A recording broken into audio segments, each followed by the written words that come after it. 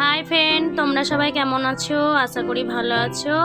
আজকে আমি তোমাদের কাছে নিয়ে চলে এসেছি টক ঝাল আমের আচার রেসিপি। তোমরা সবাই দেখতে থাকো। চলো তবে শুরু করা যাক। আমি খোসা সহ আমের আচার করেছি। দেখো, আমি এখানে 4 কিলো আম নিয়েছি। এরপর পিস পিস করে কেটে নিয়েছি, পরিষ্কার করে ধুয়ে নিয়েছি। দেখো, পরিষ্কার করে ধুয়ে তুলে নিয়েছি। এরপর পরিমাণ মতো লবণ, পরিমাণ মতো হলুদ দিয়ে ভালো করে মাখিয়ে নেব। এরপর রোদে শুকোতে দেব। আমি রোদে শুকানোর জন্য প্লাস্টিকের একটা বস্তা কেটে নিয়েছি।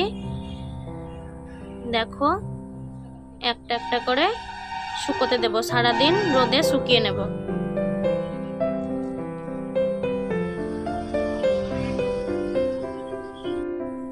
তোমরা কুলোতে কিংবা চালনে শুকোতে দেবে। এরপর আমি আমের আচারের জন্য মশলা রেডি করে নেব।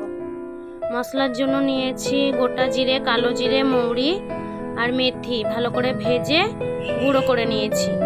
আর নিয়েছি কাঁচা লঙ্কা, লাল সর্ষে। এগুলো জল ছাড়াই আমি বেটে নেব। দেখো, ভাজা মশলা দিয়ে দিয়েছি শুকনো লঙ্কার গুঁড়ো, সর্ষে গুঁড়ো, কাঁচা লঙ্কা বাটা। তোমরা যেমন ঝাল খাবে তেমন লঙ্কা দেবে। সরিষার তেল দিয়ে ভালো করে মিক্স করে নেব। আমি এখানে সরিষার তেল দিয়েছি। 4 কিলো আমে 1 কিলো তেল দিয়েছি।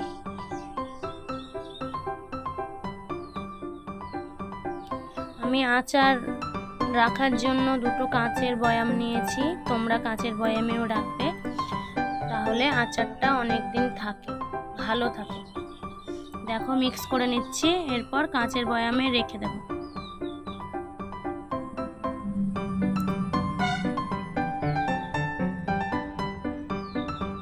এরপর পরস্পর কয়েকদিন রোদে দেব, তাহলে আচারটা ভালো হয়ে থাকবে।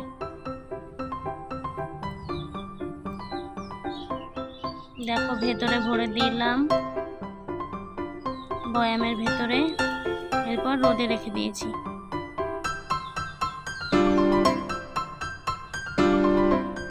দেখো, রোদে দিয়ে দিয়ে কতটুকু না হয়েছে আচারগুলো।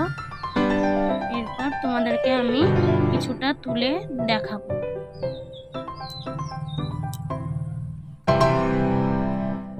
দেখো, আচার তেল, ঝাল, মিষ্টি, টক সব রকমই পাবে আচারের মধ্যে।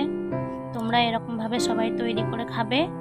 আশা করি খুব ভালো লাগবে। ভালো লাগলে অবশ্যই আমার চ্যানেলটিকে সাবস্ক্রাইব করে লাইক, শেয়ার, কমেন্ট করে আমার পাশে থাকবে আরও নতুন নতুন ভিডিও পাওয়ার জন্য। তোমরা সবাই ভালো থেকো। আমি চলে আসবো আবার পরের ভিডিও নিয়ে।